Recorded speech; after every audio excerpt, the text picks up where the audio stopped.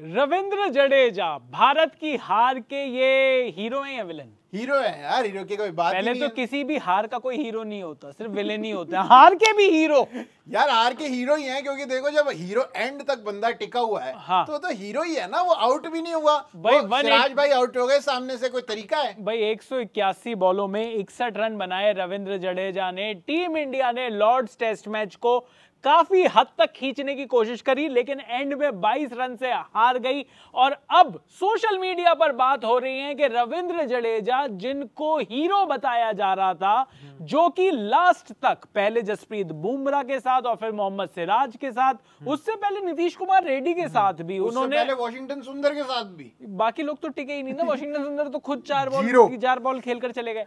लेकिन उनको, जो रविंद्र जडेजा को जो हीरो बताया जा रहा था, बहुत सारे लोग और कमेंटेटर्स भी बार बार ये बात कह रहे हैं कि अगर जडेजा को, जिस तरीके से जडेजा खेल रहे थे, सिंगल रन बनाकर खेल रहे थे, उनको कुछ बड़े शॉट्स लगाने की जरूरत थी। और अगर वो कुछ बड़े शॉट्स लगाते तो शायद ये मैच इंडिया की तरफ जा सकता था।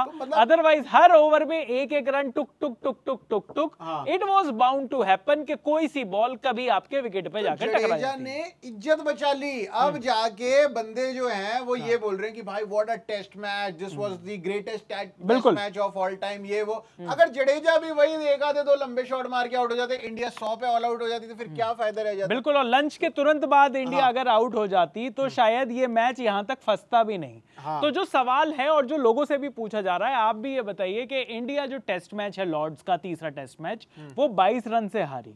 387 रन इंग्लैंड ने बनाए, 387 रन इंडिया ने बनाए थे पहली पारी में। बिल्कुल बराबर जी। फिर उसमें जब भी ऋषभ पंत के जो बेवकूफों वाला आउट हुआ, रन आउट था यार। लेकिन देखो क्या ऋषभ पंत ने सोचा ही नहीं होगा वो रन आउट में? क्योंकि कॉल तो देखो राहुल की थी, तो राहुल तो अपने डेंजर एंड की तरफ भाग रहे थे, क्योंकि बेन स्टोक्स उनके जस्ट पास थे। यार बेन स्टोक्स ने आप बॉल बहुत उठाई। जल्दी उस रन आउट पर पहुंच गए जो कि पहली इनिंग में हुआ था।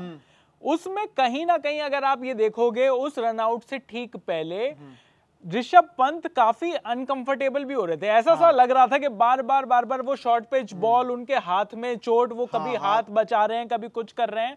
ऋषभ पंत एक्चुअली मुझे 100% कमिटेड लंबी इनिंग खेलने के लिए उस टाइम पर लग ही नहीं रहे थे। सो खैर, लेकिन बात वो नहीं है। बात तो ऋषभ पंत कभी भी कमिटेड नहीं लगते लंबी इनिंग खेलने के लिए, लेकिन जिस लोग हिसाब के वो शॉट खेलते हैं, मेरे को तो कभी नहीं लगा ऋषभ पंत 100 भी मार देंगे। लेकिन उसके बावजूद भी ऋषभ पंत ने अभी तक की India versus England test series जो है उसमें काफी रन्स बनाए हैं। तो हीरोज तो हमारे पास बहुत सारे हैं, लेकिन जो बार बार लोग सवाल पूछ रहे हैं, विलेन, ये जो लॉर्ड्स के टेस्ट मैच में जो इंडिया को हार मिली है, इस हार के लिए जिम्मेदार आप किसको मानते हो? ये मैं लोगों से भी पूछना चाहता हूं, वो भी बताएं कि वो किसको मानते हैं। आप बताओ कि आप किसको मानते हैं? मैं मानता हूं आपके उसको, यशस्वी जायसवाल को। यशस्वी जायसवाल को। और यशस्वी जायसवाल को, ऐसा नहीं है कि यशस्वी जायसवाल को इस बात के लिए बातें सुनानी नहीं चाहिए, बिल्कुल सुनानी चाहिए। क्योंकि देखिए, जब भी कोई छोटा ट्रिकी टारगेट होता है, वो छोटा ट्रिकी टारगेट बहुत आसान हो जाता है अगर पहले विकेट की थोड़ी सी भी अच्छी साझेदारी मिल जाए तो। 30-40 रन की भी पार्टनरशिप वहां बन जाती ना। राहुल पहले ही इनिंग में 100 मार चुके थे। बिल्कुल। यशस्वी जायसवाल आए सेकंड इनिंग में खेलने के लिए, पहली इनिंग में आर्चर ने ही उनका विकेट निकाला। बिल्कुल। और वही आर्चर जो राजस्थान रॉयल्स में इतनी बॉलिंग करके गए हैं उनको। भाई नेट्स में अगर किसी भी बैट्समैन ने सबसे ज्यादा जोफ्रा आर्चर को खेला है तो वो यशस्वी जायसवाल ही है। और यशस्वी जायसवाल पहली पारी में भी फेल रहे थे, यहां पर सेकंड इनिंग में भी फेल तो रहे, लेकिन जिस तरीके का शॉट मारकर वो आउट हुए, अगर इंग्लैंड की पूरी पारी 192 पर सिमट गई, और उस 192 में भी हम लगातार देख रहे थे कि कई बार बॉल मिसबिहेव कर रही थी, तो जोफ्रा आर्चर जिन्होंने पहली पारी में उनका विकेट लिया था, वहां पर क्या यशस्वी जायसवाल को शुरुआत में ही, भाई पहला विकेट गिरते के साथ ही सब लोग बार बार ये कह सकते हैं कि ठीक है भाई, आखिरी के 3 विकेट इतना लंबा खींच कर लेकर गए, लेकिन अगर इंडिया की सेकंड इनिंग्स अगर हम देखें तो उसमें बड़े सारे विलेन मिलेंगे, और उस विलेन में से एक जो सबसे ज्यादा जो बातें सुनानी पड़ेंगी वो यशस्वी जायसवाल को सुनानी पड़ेंगी। जिम्मेदारी कहां है? अरे भाई सही में ठीक है, आप माना आप ये तेज तरार खेलते हो, आपको शॉर्ट बॉल मिली, आपने कहा कि नहीं मैं इस पे मारूंगा, लेकिन एक आध ओवर रुक जाओ, कौन सा जल्दी है भाई, आपके पास 1.5 दिन बचा हुआ है 192 रन मारने के लिए, और इतने तगड़े बैट्समैन है यशस्वी जायसवाल। उसी से तो हमें तकलीफ होगी ना जो रन मार सकता है। अब हम सिराज को थोड़ी बोलेंगे भाई कम से कम 20 बॉल और टिक जाता, यशस्वी जायसवाल की दिक्कत ही नहीं भाई, यूं उड़ा दूंगा। सिराज तो 30 बॉल टिक कर गए, सिराज ने तो अपनी पूरी इनिंग की बॉलें खेल ली मुझे लगता है, सिराज और जसप्रीत बुमराह ने तो पूरी सीरीज की बॉलें। लेकिन एक और नाम जिसके ऊपर ब्लेम जा सकता है और वो है करुण नायर। बिल्कुल जाना चाहिए। करुण नायर डोमेस्टिक में बहुत सारे रन मारकर आए, गिव मी वन चांस, उनको चांस पे चांस, चांस पे चांस, 3 चांस, इनफैक्ट उनको 3 चांस मिले हैं 6 इनिंग्स। उस प्लेयर के ऊपर भी चांस मिला है करुण नायर को, जिसको डेब्यू मैच कराया गया, जिसने डेब्यू मैच में करुण नायर से ज्यादा रन मारे थे, लेकिन उसको दूसरे और तीसरे टेस्ट मैच के लिए बिठा दिया गया। साई सुदर्शन जो कि फ्यूचर सुपरस्टार जिनको माना जा रहा है, उनको फिर भी बिठाया, करुण नायर को मौका दिया, और करुण नायर ने तीनों टेस्ट मैच में मौके जो हैं वो जाने दिए हैं।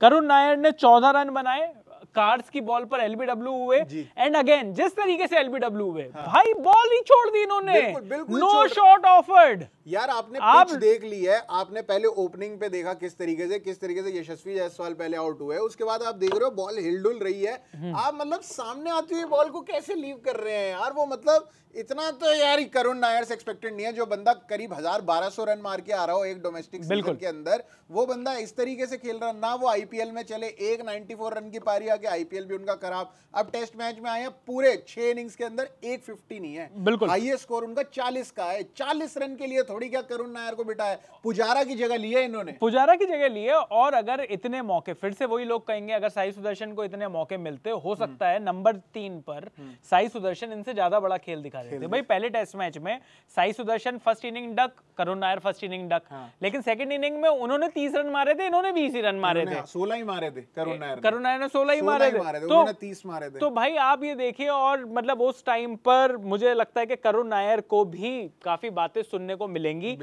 शुभमन गिल के बारे में बात कर लेते हैं। 9 बॉलों में 6 रन, शुभमन गिल भी एलबीडब्ल्यू हुए कार्ड्स पर, और तो यहाँ पर पढ़ रहा था कर्स भी है एक लॉर्ड्स के अंदर, कि पिछले 10 या 12 साल से कोई भी इंडियन कैप्टन ने लॉर्ड्स के अंदर 50 नहीं मारी।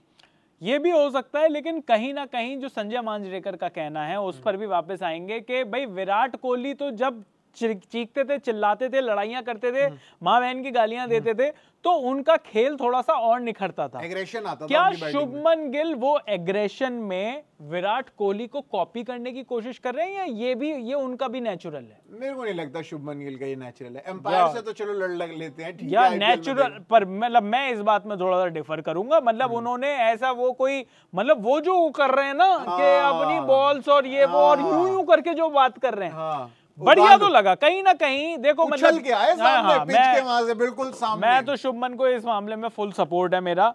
लेकिन आकाशदीप भी अगेन नंबर 8 के वो बल्लेबाज, इस बार उनको पहले भेजा गया था। नाइट वॉचमैन का क्या काम होता है? नाइट को वॉच करना है भाई तुझे, जागते रहो, ठीक है, आउट होकर गुड नाइट करके वापस नहीं आना। लेकिन आकाशदीप नंबर 8 पर, आकाशदीप की वही पोजीशन है जो इंग्लैंड टीम में क्रिस वोक्स की है। Woakes, exactly. आप वोक्स के स्कोर उठाकर देख लो और आकाशदीप के स्कोर उठाकर देख लो। आकाशदीप बैटिंग कर सकते हैं, मतलब वो आकाशदीप ने अपना करियर ही एज अ बैट्समैन शुरू किया था, बाद में वो बॉलर बने, और आकाशदीप अच्छी बैटिंग करते हैं। अब पता चल रहा है कि क्यों उन्होंने वो बैटिंग से बॉलिंग पर आ गए। जिस तरीके, मतलब यार ये जो 9, 10, 11, और मुझे लगता है कि यहाँ पर सिराज ने और बुमराह ने बहुत जिगरा दिखाया। लोग बात करेंगे अरे यार बुमराह ने वो गलत शॉट कैसे खेल दिया, लोग बात करेंगे अरे यार सिराज बड़ा अनलकी रहा। भाई अगर ये लोग अनलकी हैं तो ये जो बाकी लोग हैं जो मिडिल ऑर्डर के, जिनका काम था, ऋषभ पंत इस 9 रन बनाकर जोफ्रा आर्चर की सीधी बॉल पर बोल्ड हुए। उसके बाद वॉशिंगटन सुंदर 4 बॉल में 0, ये जो 8 तक की बैटिंग खींची थी, तो 9, 10, 11 से क्या उम्मीद रखना।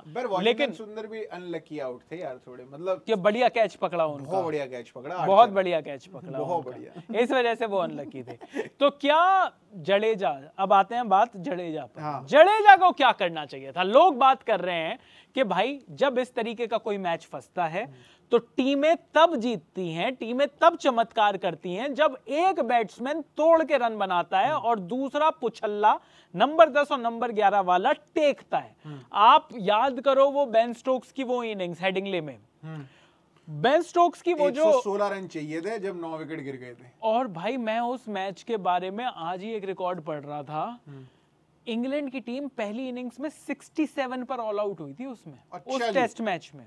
ओ भाई 67 पर, जो टीम 67 पर ऑल आउट हुई हो, जो लगातार पहले दिन से पीछे चल रही हो, वो जाकर लास्ट डे आगे निकली हो, तो ऐसे मैच में बेन स्टोक्स ने तोड़ा। उधर दूसरी जैक लीच थे, उस तरफ जैक लीच थे, और उन्होंने मतलब वहां पर उन्होंने हर बॉल को डिफेंड किया।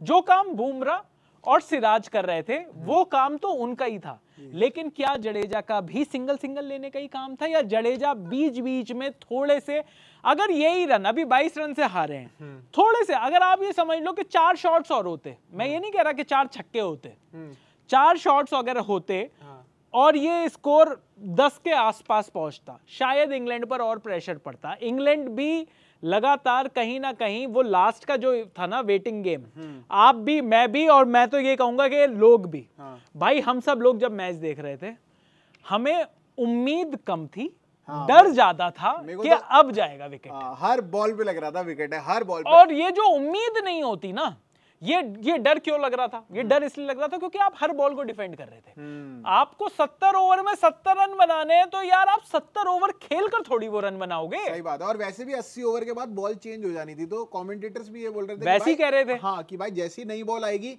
वैसे शायद जडेजा तो खेल लें, लेकिन सिराज और बुमराह तो नहीं खेल पाएंगे। बिल्कुल। तो आपको अगर ये गेम खत्म करना है तो करीब 80 ओवर होने से पहले ही करना होगा ये। तो कहीं ना कहीं रविंद्र जडेजा के नाम पर देखिए अब लगातार 450 हैं, और रविंद्र जडेजा से भी क्रेडिट तो नहीं लेना चाहिए। मैं ये नहीं कह रहा कि रविंद्र जडेजा की वजह से हार गए, नहीं, बिल्कुल नहीं कह रहा, लेकिन जो लोग ये भी कहना चाहते हैं, और इस बात में भी मेरिट है थोड़ी सी, कि शायद रविंद्र जडेजा को थोड़ा सा डिफरेंट गेम दिखाना चाहिए था। पर वो खेल तो रहे थे यार, मतलब देखो वो मतलब चौके चुके अटेम्प्ट तो कर रहे थे। अब उन्होंने फील्डर ही सारे 6 बिल्कुल बाउंड्री पे लगा रखे थे, और अब वो बॉल वहां जाती थी बिल्कुल बाउंड्री, कोई था ही नहीं जडेजा को आउट करने के लिए। कोई स्लिप नहीं, कोई शॉर्ट सिली पॉइंट नहीं, कोई शॉर्ट लेग नहीं, कुछ नहीं। क्या शोएब बशीर में थोड़ा सा वो ले सकते थे लास्ट में? शोएब बशीर में लेना चाहिए। लास्ट में तो शोएब बशीर में वो दूसरी और तीसरी बॉल पर ही सिंगल लेकर भाग रहे थे। मतलब तो जब आपको अगर इतनी उम्मीद है कि सिराज वहां पर 3 बॉल खेल सकता है, तो थोड़ा सा आप शोएब बशीर को थोड़ा सा टेक ऑन कर लेते।